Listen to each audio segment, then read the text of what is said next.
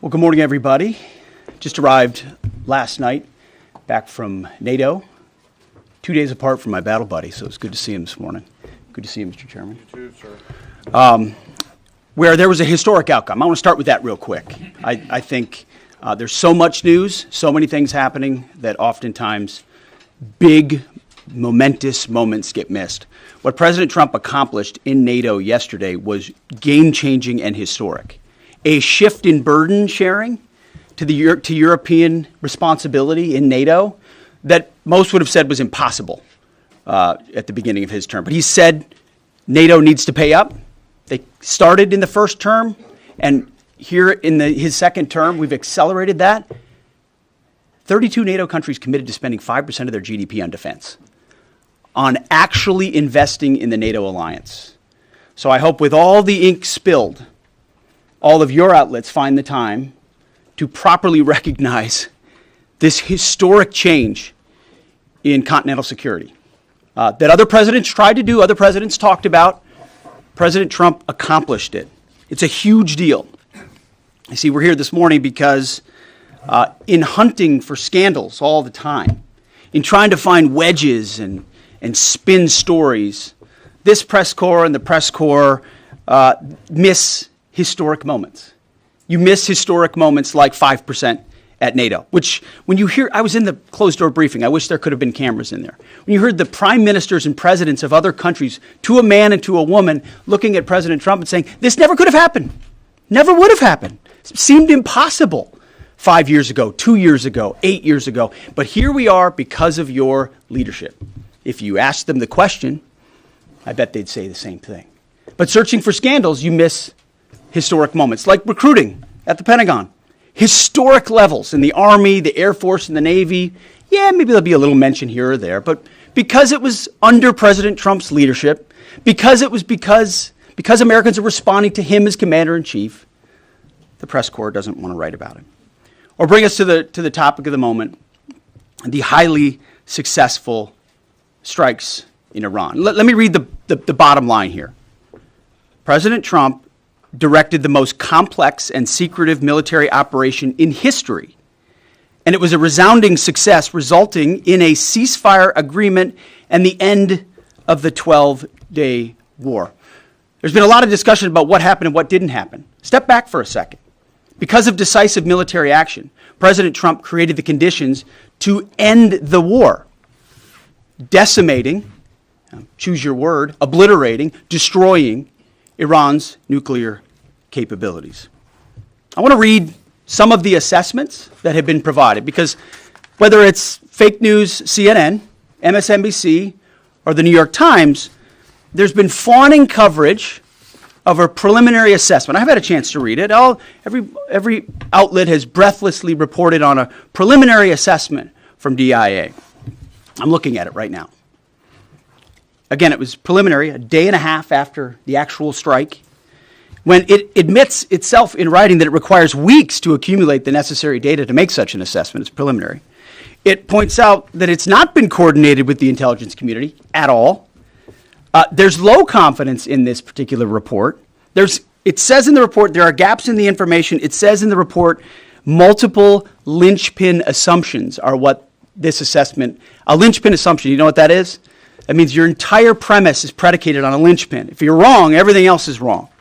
And yet, still, this report acknowledges it's likely severe damage. Again, this is preliminary, but leaked because someone had an agenda to try to muddy the waters and make it look like this historic strike wasn't successful. I'm going to get to the chairman in a moment because he's going to lay out the particulars for you based on his professional military experience. But here's what other folks are saying. The DIA that put that report out says this is a preliminary low-confidence report and will continue to be refined as additional intelligence becomes available. How about the Israeli Atomic Energy Commission? The devastating U.S. strikes on Fordo destroyed the site's critical infrastructure and rendered the enrichment facility inoperable. Have any of these quotes made their way into the New York Times or the Washington Post, MSNBC, CNN? Any of these quotes? How about this one? This is a new one from the UN, the United Nations. No friend of the United States, or certainly Israel often. Here's the head of the UN Atomic Energy Agency this morning, Rafael Grossi. U.S. and Israeli strikes caused enormous damage to Iran's nuclear sites. Don't take my word for it. How about the IDF's chief of staff? I can say here that the assessment is that we significantly damaged the nuclear program, setting it back by years. I repeat, years. The Iranian foreign minister, the spokesman, our nuclear installations have been badly damaged, that's for sure. I'm sure that's an understatement. John Radcliffe, the director of the CIA, putting out a statement just last night. CIA can confirm that a body of credible intelligence indicates Iran's nuclear program has been severely damaged by recent targeted strikes. This includes new intelligence from a historically reliable, very different than preliminary assessment with low confidence. He's saying historically reliable and accurate source and method that several key Iranian nuclear facilities were destroyed and would have to be rebuilt over the course of years. CIA continues to collect additional reliably sourced information to keep appropriate decision makers fully informed. How about DNI Tulsi Gabbard yesterday? She writes, and I quote, "New intelligence confirms what POTUS has stated numerous times. Iran's nuclear facilities have been destroyed." Institute for Science and International Security President David Albright, overall Israel and U.S. attacks have effectively destroyed Iran's centrifuge enrichment program. Time and time again, I can go down the list, those that understand, those that see, those that do proper assessments recognize that what the United States military did was historic. And again, before I pass it to the chairman, because you, and I mean specifically you, the press, specifically you, the press corps, because you cheer against Trump so hard, it's like in your DNA and in your blood to cheer against Trump, because you want him not to be successful so bad, you have to cheer against the efficacy of these strikes. You have to hope maybe they weren't effective. Maybe the way the Trump administration has represented them isn't true. So let's take half-truths, spun information, leaked information, and then spin it. Spin it in every way we can to try to cause doubt and manipulate the public mind over whether or not our brave pilots were successful. How many stories have been written about how hard it is to, fly a plane for 36 hours? Has MSNBC done that story? Has Fox? Have we done the story how hard that is? Have we done it 2 or 3 times so that American people understand how about how difficult it is to shoot a drone from an F-15 or 16 or F-22 or F-35? Or what it's like to man a Patriot battery? Or how hard it is to refuel midair, giving the American people an understanding of how complex and sophisticated this mission really was. There are so many aspects of what our brave men and women did that, because of the hatred of this press corps, are undermined because your people are trying to leak and spin that it wasn't successful. It's irresponsible. And folks in this room are privy to that information because of the proximity here in the Pentagon. It's an important responsibility. And time again, classified information is leaked or peddled for political purposes to try to make the president look bad. And what's really happening is you're undermining the success of incredible B-2 pilots and incredible F-35 pilots and incredible refuelers and incredible air defenders who accomplished their mission, set back a nuclear program in ways that other presidents would have dreamed. How about we celebrate that? How about we talk about how special America is, that only we have these capabilities? I think it's too much to ask, unfortunately, for the fake news. So we're used to that. But we also have an opportunity to stand at the podium and read the truth of what's really happening. And the reality is you want to call it destroyed, you want to call it defeated, you want to call it obliterated, choose your word.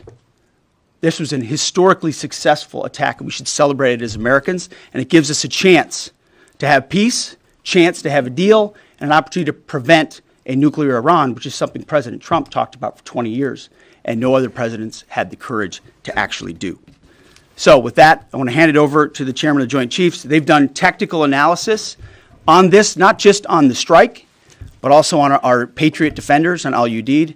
And Mr. Chairman, I'll hand it over to you. Good morning. Thank you, Mr. Secretary, and good morning, and all of you. Thank you for being here. As a follow-up to my comments on Sunday's press conference, I wanted to give you a few updates this morning on something I'm honored to do as a chairman, and that's a chance to get to talk about some of our service members and the incredible things that they do on behalf of our nation. And I apologize ahead of time for the length and the detail. Today I'm going to brief you on a couple things. First, I'm going to talk about our air defenders at Al-Udeid in Qatar and their actions on Monday. Then I'm going to walk you through a little bit about the academics that went into the attack against Fordo, the massive ordnance penetrator weapon, and we're going to show a video that highlights the effects that weapon has. Of course, nobody was down inside the target, so we don't have video from the target.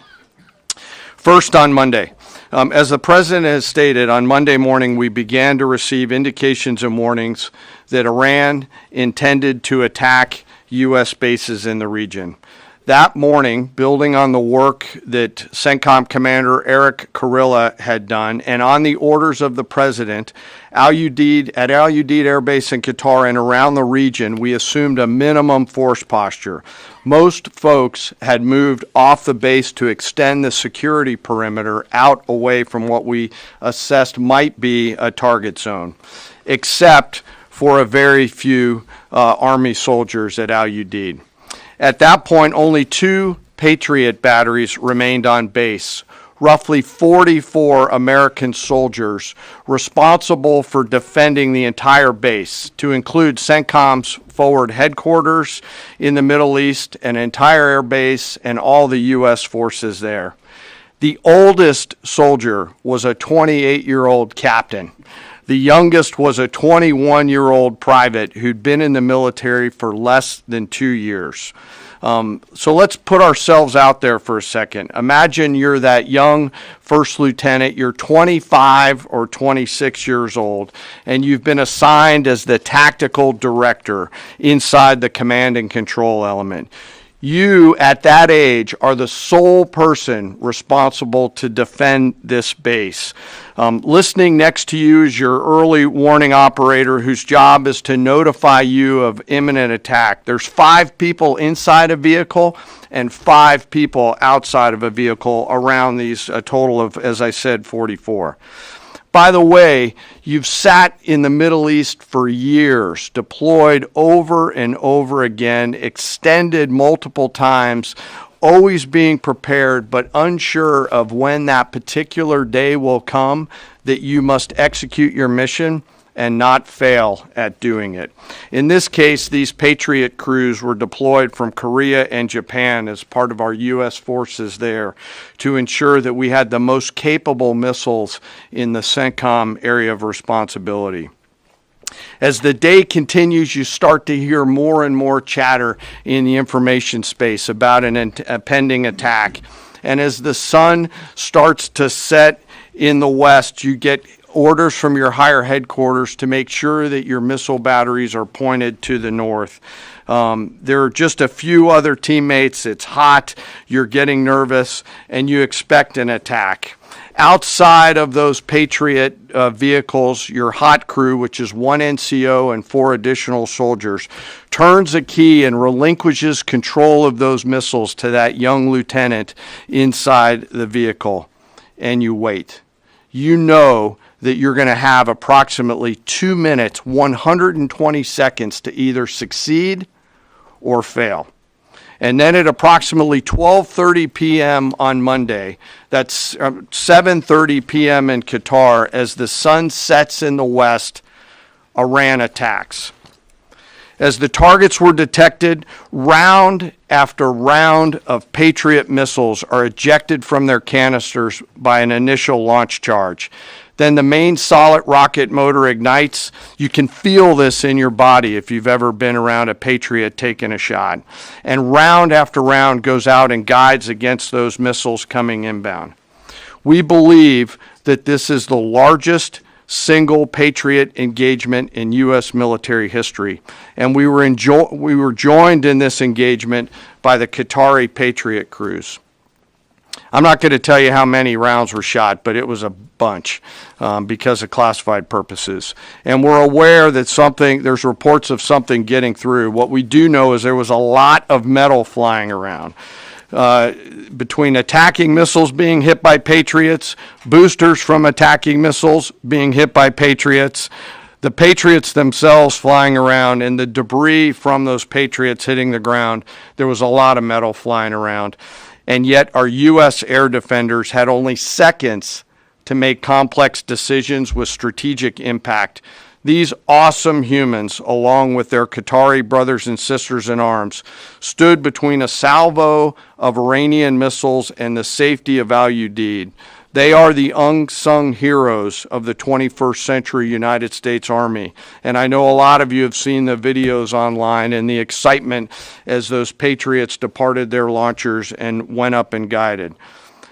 This really demonstrates the combat capability and capacity of our Army air defenders. Simply stated, they absolutely crushed it. If you'd flip this over, thanks. Let me next move to a walkthrough of the GBU-57 massive ordnance penetrator weapon and share a little bit about the planners who did this and their work on the weapon. First, let me set the stage for you. There's an organization in the U.S. called the Defense Threat Reduction Agency, DTRA. DTRA does a lot of things for our nation, but DTRA is the world's leading expert on deeply buried underground targets. In 2009, a Defense Threat Reduction Agency officer was brought into a vault at an undisclosed location and briefed on something going on in Iran. For security purposes, I'm not going to share his name. He was shown some photos and some highly classified intelligence of what looked like a major construction project in the mountains of Iran. He was tasked to study this facility, work with the intelligence community to understand it, and he was soon joined by an additional teammate. For more than 15 years, this officer and his teammate lived and breathed this single target, Fordo, a critical element of Iran's covert nuclear weapons program. He studied the geology. He watched the Iranians dig it out. He watched the construction, the weather, the discard material, the geology, the construction materials, where the materials came from. He looked at the vent shaft, the exhaust shaft, the electrical systems, the environmental control systems, every nook, every crater, every piece of equipment going in and every piece of equipment going out. They literally dreamed about this target at night when they slept. They thought about it driving back and forth to work, and they knew from the very first days what this was for. You do not build a multi-layered underground bunker complex with centrifuges and other equipment in a mountain for any peaceful purpose. They weren't able to discuss this with their family, their wives, their kids, their friends, but they just kept grinding it out. And along the way, they realized we did not have a weapon that could adequately strike and kill this target. So they began a journey to work with industry and other tacticians to develop the GBU-57. They tested it over and over again, tried different options, tried more after that. They accomplished hundreds of test shots and dropped many full-scale weapons against extremely realistic targets for a single purpose: kill this target at the time and place of our nation's choosing. And then, on a day, these two Defense Threat Reduction Agency officers who've given so much, one of them said, quote, "I can't even get my head around this. My heart is so filled with the pride of being a part of this team. I am so honored to be a part of this." To you both, thank you, and thank you to your families. Operation Midnight Hammer was the culmination of those 15 years of incredible work. The air crews, the tanker crews, the weapons crews that built the weapons, the load crews that loaded it. Before I run through this video today, I want to talk a little bit about weaponeering and what goes into an attack. Weaponeering is the science of evaluating a target. I mentioned all of those factors before that these two DTRA officers had thought about. Ultimately, weaponeering is determining the right weapon and fuse combination to achieve the desired effects and maximum destruction against a target. In the case of Fordo, the DTRA team understood with a high degree of confidence the elements of the target required to kill its functions, and the weapons were designed, planned, and delivered to ensure that they achieve the effects in the mission space. By the way, in the beginning of its development, we had so many PhDs working on the MOP program, doing modeling and simulation, that we were quietly and in a secret way the biggest users of supercomputer hours within the United States of America. So let me talk about the graphic a little bit. And the GBU 57, which all of you I know is a 30,000 pound weapon dropped only by the B-2. It's comprised of steel, explosive, and a fuse, programmed bespokely each weapon to achieve a particular effect inside the target. Each weapon had a unique desired impact angle, arrival, final heading, and a fuse setting. The fuse is effectively what tells the bomb when to function. A longer delay in a fuse, the deeper the weapon will penetrate and drive into the target. So on Fordo, in June of 2008, you can see these three holes. Depicted here is the main exhaust shaft with two additional ventilation shafts on either side. The United States decided to strike these two ventilation shafts, seen here on the main graphic, as the primary point of entry into the mission space. In the days preceding the attack against Fordo, the Iranians attempted to cover the shafts with concrete to try to prevent an attack. I won't share the specific dimensions of the concrete cap, but you should know that we know what the dimensions of those concrete caps were. The planners had to account for this. They accounted for everything. The cap was forcibly removed by the first weapon, and the main shaft was uncovered. Weapons 2, 3, 4, 5 were tasked to enter the main shaft, move down into the complex at greater than 1,000 feet per second, and explode in the mission space. Weapon number 6 was designed on each side, so there were 6 on each side. Weapons number 6 was designed as a flex weapon to allow us to cover if one of the preceding jets or one of the preceding weapons did not work. The video I'm about to show you is a culmination of over 15 years of development and testing. As I said, hundreds of test shots on various models. This is one weapon. So if you take a view of this as 5 additionals, you'll get a sense of what this looks like. Hopefully you can see it and there's not too much reflection. Tom runs our videos out there. We'll run it at full speed so you can see it and then go back through it. Go ahead, Tom.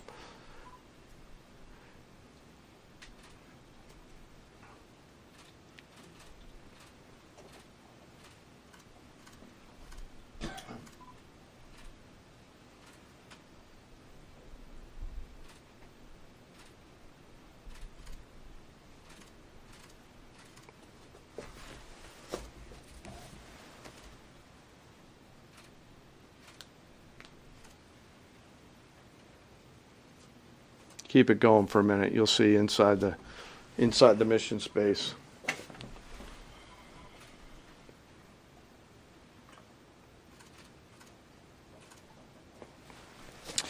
Unlike a normal surface bomb, you won't see an impact crater because they're designed to deeply bury and then function. I know there's been a lot of questions about that. All 6 weapons at each vent at Fordo went exactly where they were intended to go. A bomb has 3 effects that causes damage: blast, fragmentation, and overpressure. In this case, the primary kill mechanism in the mission space was a mix of overpressure and blast ripping through the open tunnels and destroying critical hardware. The majority of the damage we assessed based on our extensive modeling was a blast layer combined with the impulse extending from the shock. Imagine what this looks like 6 times over. A point that I want to make here, the Joint Force does not do BDA. By design, we don't grade our own homework. The intelligence community does. But here's what we know following the attacks and the strikes on Fordo. First, that the weapons were built, tested, and loaded properly. 2, the weapons were released on speed and on parameters. 3, the weapons all guided to their intended targets and to their intended aim points. 4, the weapons functioned as designed, meaning they exploded. And we know this through other means, intelligence means that we have that were visibly, we were visibly able to see them. And we know that the trailing jets saw the first weapons function, and the pilots stated, quote, "This was the brightest explosion that I've ever seen. It literally looked like daylight." Let me now turn to the bomber crews themselves, give you a few details about them. The crews that attacked Fordo were from the active duty Air Force and the Missouri Air National Guard. The crews ranked from captain to colonel, and most were graduates of the Air Force Weapons School headquartered at Nellis Air Force Base in Nevada. I will state for the record that there is no beach volleyball or football at the Air Force Weapons School. They were male and female aviators on this mission, and a crew member told me when I talked to them on video the other day that this felt like the Super Bowl, the thousands of scientists, airmen, and maintainers all coming together. One last story about people. When the crews went to work on Friday, they kissed their loved ones goodbye, not knowing when or if they'd be home. Late on Saturday night, their families became aware of what was happening. And on Sunday, when those jets returned from Whiteman, their families were there. Flags flying and tears flowing. I have chills literally talking about this. The jets rejoined into a formation of 4 airplanes followed by a formation of 3 and came up overhead Whiteman proudly in the traffic pattern, pitching out to land right over the base and landing to the incredible cheers of their families who sacrifice and serve right alongside their family members. Like I said, there were a lot of flags and a lot of tears. One commander told me this is a moment in the lives of our families that they will never forget. That, my friends, is what America's Joint Force does. We think, we develop, we train, we rehearse, we test, we evaluate every single day. And when the call comes to deliver, we do so. I could not be more proud standing up here today of our Joint Force. I'm filled with gratitude that I get to tell their story. And as we stand here right now, our forces remain on a high state of readiness in the region, prepared to defend themselves. And one last thing, our adversaries around the world should know that there are other DTRA team members out there studying targets for the same amount of time, and will continue to do so. Thank you very much. I apologize for the length. I look forward to your questions. Thank you, Mr. Chairman. I would just thank you, by the way, for that extensive work, the lay down. I mean, even, do you have that laser pointer? Okay. Yes, sir. Thank you, squaring me away as always. I mean, even in just the public reporting, if you see the post-strike shaft of the 3 holes, the vast majority, and fairly so, the vast majority of speculation has been, those are the 3 strike points. When in actuality, what you realize is these are the vents, these are the caps, the first munition took the cap off, and the other 5 went down the center hole, which if you're planning the target, you would want it to be the direct one going to the bottom. These are the types of things that go into the planning for a strike that the Pentagon would not expect the press corps, the American people, to initially understand. So laying this information out is helpful. But it's also why we ask for a beat, for a moment, for a day or 2, the opportunity to tell that story, because as the chairman said, these men and women that did this mission They just want to do their job. They're not expecting their story to be told. They're not expecting the glory. They are grateful for the flags and the hugs of family. That's why they do the job. But they also know they were a part of something historic. We know how historic it was. The chairman does. I know. Our staffs know. And so that's why we are, and the President of the United States knows. And that's why it's almost personal when we see the way in which leaks are used to try to disparage the outcome or muddy the waters about the impact of what happened without being responsible with information and allowing the professionals to assess and provide that information just like the chairman did. So thank you, Mr. Chairman, for that information. And we welcome a few additional questions. Yes, sir. General, on Sunday you said final battle damage will take some time.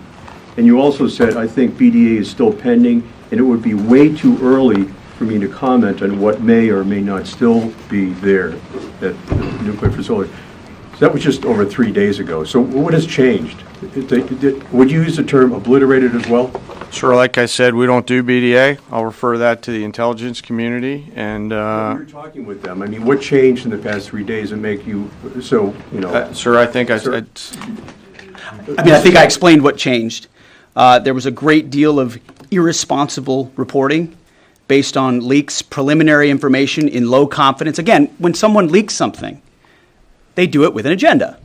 And when you leak a portion of an intelligence assessment, but just a little portion that makes it seem like maybe the strike wasn't effective, then you start a news cycle, whether it's the Washington Post or Fox News or CNN or MSNBC, you start a news cycle that starts to call into question the ethics. No, that's why. So you bring the chairman here, who's not involved in politics. He doesn't do politics. That's my lane to understand and translate and talk about those types of things. So I can use the word obliterated. He could use defeat, destroyed, assess, all of those things. But ultimately, we're here to clarify what these weapons are capable of, which anyone with, two eyes, some ears, and a brain can recognize that kind of firepower with that specificity at that location and others is going to have a devastating effect. So we all recognize there will be days and weeks ahead. That's why yesterday I said, if you want to know what's going on at Fordo, you better go there and get a big shovel. Because no one's under there right now. No one's under there able to assess, and everyone's using reflections of what they see. And that's why the Israelis, the Iranians, the IAEA, the UN, to a man and to a woman who recognize the capability of this weapon system are acknowledging how destructive it's been. So that's what's changed. Just 3 or 4 days later. What changed? See, this is a point.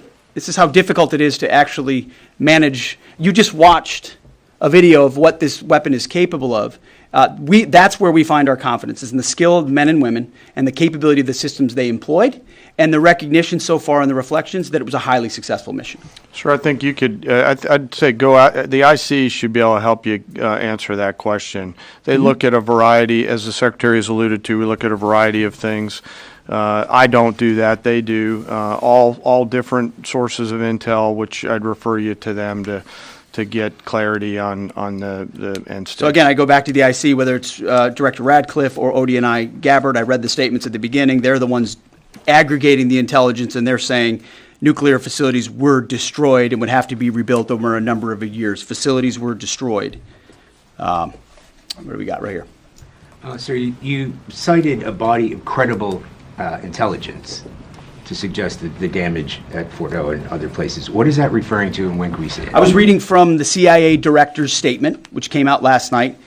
CIA, again, they do the BDA, they do the assessment. CIA can confirm that a body of credible intelligence indicates, it also goes on to say, new intelligence from historically reliable and accurate sources and methods. Now, you can imagine. What is that? You can imagine the CIA director is going to be very careful about how he articulates things of that sensitivity. Classified, secret, top secret, compartmentalized. He's going to know things that you're not going to know, that the press isn't going to know, and he's reflecting that the sources he's seeing are highly credible. They've given credible intelligence. They or those processes have given credible intelligence in the past, and that's what he's basing it on. Don't you think we need to see that? Do you have a top secret clearance, sir? Eventually, Okay. the American public wants to see it.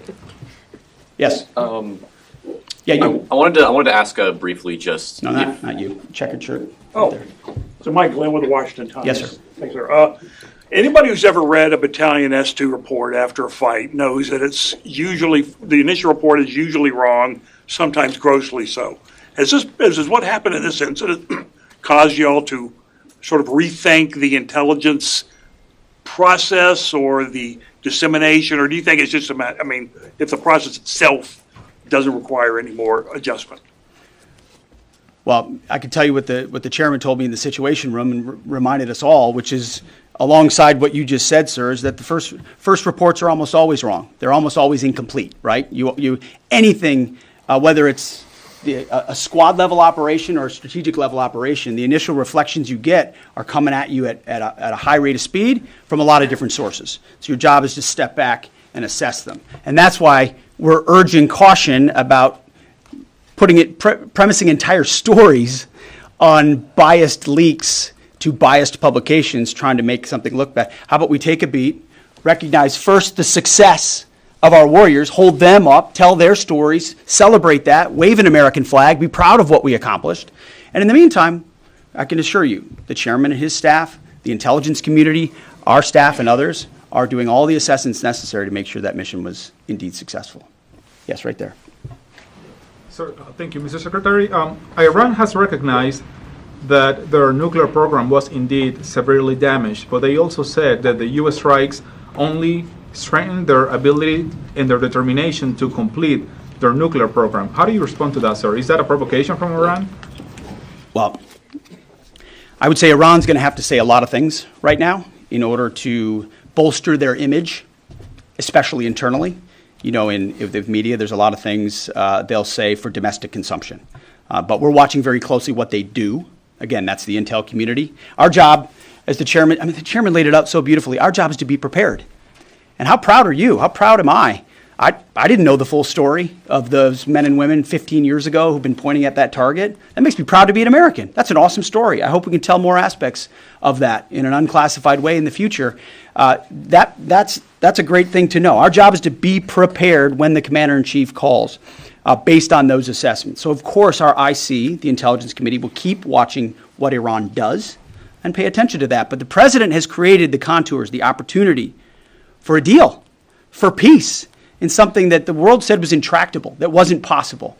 And we got that peace, that ceasefire, that option, because of strength, because of his willingness to use American military might that no one else on the planet can do with the kind of planners and operators that the chairman just laid out.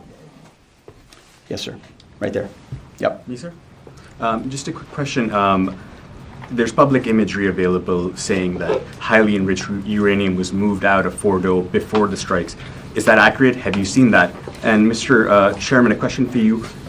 Have you been pressured to change your assessment or give a more rosy intelligence assessment to us by any political factors, whether it's the president or the secretary? And if you were, would you do that? Yeah, well, that one's easy. No. No, I have not, and no, I would not. My job as the chairman is to offer a range of options to the president and the National Command Authority to deliver the risks associated with each of those, and then take the orders of the National Command Authority and go execute them. I've never been pressured by the president or the secretary to do anything other than tell them exactly what I'm thinking, and that's exactly what I've done. And the highly enriched uranium? There's nothing that I've seen that suggests that we didn't hit exactly what we wanted to hit in those locations. That's not the question, though. It's about highly enriched uranium. Do you have certainty that all the highly enriched uranium was inside the Fordo mountain, or some of it, because there were satellite photos that showed more than a dozen trucks there 2 days in advance? Are you certain none of that highly enriched uranium was moved? Of course, we're watching every single aspect, but Jennifer, you've been about the worst, the one who misrepresents the most intentionally. What the president says. I'm familiar. Report about the ventilation shafts on Saturday night, and in fact, I was the first to describe the B-2 bombers, the refueling, the entire mission with great accuracy. So I take issue with that. I appreciate you acknowledging that this was the first the most successful mission based on operational security that this department has done since you've been here, and I appreciate that. So we're looking at all aspects of intelligence and making sure we have a sense of what was where. So why not acknowledge the female pilots that also participated in this mission. The early messages that you sent out only congratulated the boys.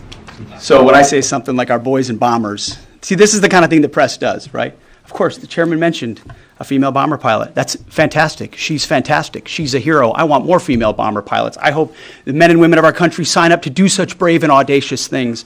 But when you spin it as, because I say our boys and bombers as a common phrase, I'll keep saying things like that, whether they're men or women. Very proud of that female pilot, just like I'm very proud of those male pilots, and I don't care if it's a male or a female in that cockpit, and the American people don't care. But it's the obsession with race and gender in this department that's changed priorities. We don't do that anymore. We don't play your little games. Yes, You right know there. for certain that the uranium was removed from the facility before the B-2 struck. So I'm not aware of any intelligence that I've reviewed that says things were not where they were supposed to be, moved or otherwise. Yes. Kelly Meyer with News Nation, and just off the top, want to say we're grateful for the service of these pilots and everybody that serves. I wanted to ask you, the CIA statement said, when possible, they will provide updates and information to the public for transparency, and I believe that's what we're looking for here. Do you commit to share the Defense Intelligence Agency report when it is ready, so the American people can understand more about the intelligence assessment? Well, actually, the report that was discussed, this preliminary report, was what's called a restrike report. So it comes to us to give us an assessment whether a target would need to be restruck, right? That's the reason why. So it's based on internal feedback loop that we're supposed to have access to. Unfortunately, someone took advantage of that. But whatever is supposed to be made public will be, but whatever has to stay sensitive. Sir, will be can as I well. just jump in? You know, one of the things that I'm trying to do through this journey that we're on together, of course, transparency, but also the requirement to really protect these capabilities. I guess the time's up. So there's a balance in there, right? We do need to preserve options should the nation and the joint force be tasked to go do something again. So I'm confident we'll find the middle ground, but there are some things that if asked, I'd want to not release related to. So we're going to leave it right there. I want to thank the heroism of our men and women in the military. What they accomplished is truly historic, setting back the Iranian nuclear program untold number of years. It was a devastating attack. We appreciate you covering it. Thank you very much, Mr. Chairman. Thank you. Maybe to talk a little bit more about the role, sir. You can